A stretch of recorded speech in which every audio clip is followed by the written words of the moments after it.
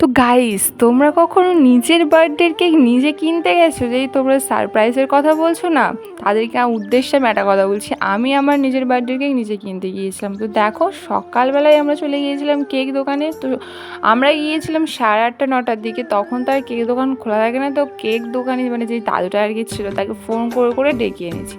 তো সকালবেলা খুব একটা বেশি কেক স্টকে ছিল না, 3টেই কেক ছিল, আর ছিল কয়েকটা পেস্ট্রি। তো আমার তো পেস্ট্রি লাগেনি, কেক লেগেছিলো। তো ওই যে পিঙ্ক কালারের কেকটা আছে, ওই কেকটাই নিয়েছিলাম। ওই কেকটার সম্পর্কে কথা আমি একটু পরেই বলছি। তো দাদুর কেকটা আর কি প্যাক করে দিয়েছিল, নাম লিখতে ভুলে গেছিলো। বলে আমি বলেছিলাম যে নামটা লিখে দিলে, তারপরে আবার প্যাকটা খুলে দিয়ে নামটা লিখে দিয়েছিল। উনি একটু বেশি কথা বলে, তো যাই হোক উনি খুব ভালো ছিল আর কি দাদুটা। এই যে বার্থডে যে স্টিকটা, সেটাও আমি নিয়ে নিয়েছি। দেখো, কেকটা প্যাক করে দিয়েছে। তো সেই কেকটা নিয়ে আমি আবার বাইরে বেরিয়ে গিয়েছিলাম। আর অন্যদিকে আমার বাজারও করা হয়ে গেছিলো, চাল আর কি যা যা লাগবে সেগুলো বাজারও করে নিয়েছি। তারপর আবার আমরা সাইকেল চালানো শুরু করে দিয়েছি।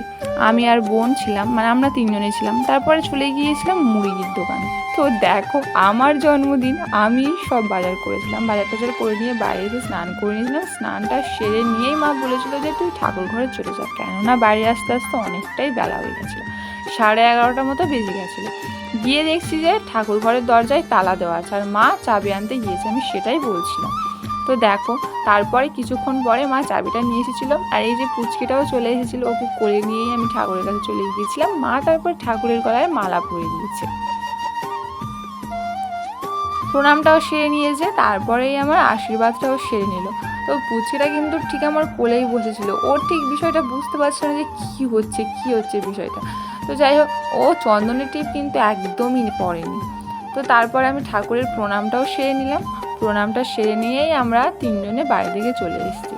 তো আমার মেজো বোন আর কি যায়, ওকে আমি দেখাতে পারিনি। ও লাস্টে গিয়েছিল। ও বাড়ি আসার সময় পুচকিটাকে করে নিয়ে আসলো। তো তারপরে আমরা বাড়ির মন্দিরে এসে মা আমাকে আশীর্বাদটা সেরে নিয়েছে। তো আগে যেই মন্দিরে গিয়েছিলাম, ওটা ছিল আমাদের পাড়ার মন্দির। ওই মন্দিরে যেতেই হবে প্রত্যেক বছর। তারপরে আর কি রান্না শুরু করে দিয়েছি। তোমরা কেউ কখন নিজের বাড়িতে নিজেরা রান্না করেছো বলো? আমাকে কিন্তু করতে হয়েছে নিজের রান্না। যদিও আমি সব রান্না করিনি, আমার মাই সব রান্নাটা করেছিল। আমি একটু খোঁতে নিয়েছিলাম। যাই হোক, তো খোঁতে নাড়া মানে অনেক কিছু। তো আশা করি বুঝতে পারছো কি রান্না হতে চলেছে পেঁয়াজ ভাজাটা দেখে। তারপরে দেখো, আমি কোমরে হাত দিয়ে দাঁড়িয়ে। তো এই প্রসেসটা দেখে নিশ্চয়ই বুঝতে পারছো যে কী রান্না হতে চলেছে। তো পুরোপুরি রান্নাটা আমি দেখালাম না, এর আগের একটা ভিডিওতে আমি দেখিয়ে দিয়েছিলাম। হ্যাঁ, তো বিরিয়ানি, এটাই হলো আমার বার্থডে মেনু। খুব সামান্য কিছু ছিল, দেখিয়ে নিয়েছো। তারপরে আমাদের বাড়ি চলে এসেছিলো একটা ছোট্ট অতিথি, যেই পুচকিটা ছিল। ওর খাওয়াটা শুধু দেখো, মানে ওর গায়ে বিরিয়ানির গন্ধ পরের দিন পর্যন্ত ছিল। ওর মা বললো কী খেয়ে এসছে ওকে, মানে আমরা কেউ ঠিকঠাক করে খাওয়াতেই পারিনি। ও শুধু মেখেই যাচ্ছে। এই যে মগটা আছে, ওর মধ্যেই সব দিয়ে দিয়েছিলো, বিরিয়ানি শসা সব। তারপর সন্ধ্যাবেলা আমার বোন কেকটা ডেকোরেশন করছিল। তো ডেকোরেশন বলতে কিছু না, এমনি শুধু কেকটা জাস্ট খাম থেকে বের করে নিয়ে কয়েকটা মোমবাতি দিয়ে দিচ্ছিল। তো এবারে কেকটা সম্পর্কে কিছু কথা বলি। কেকটা দেখতে যতটা সুন্দর, ততটা কিন্তু খেতে না। তারপরে আমি মোমবাতিগুলো লাগিয়ে নিয়েছি, দেখো।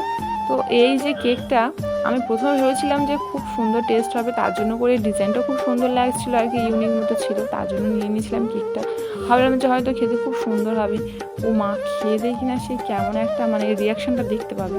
তো তারপরে আর কি জন্মদিনের যেটা মেন, এই পরমান্ন, সেটা মা খাইয়ে দিয়েছিল। তারপর আমি কেক কাটাও শুরু করে দিয়েছিলাম। ক্যান্ডেল জ্বালিয়ে সেটাও আমি জ্বালিয়ে নিয়েছিলাম।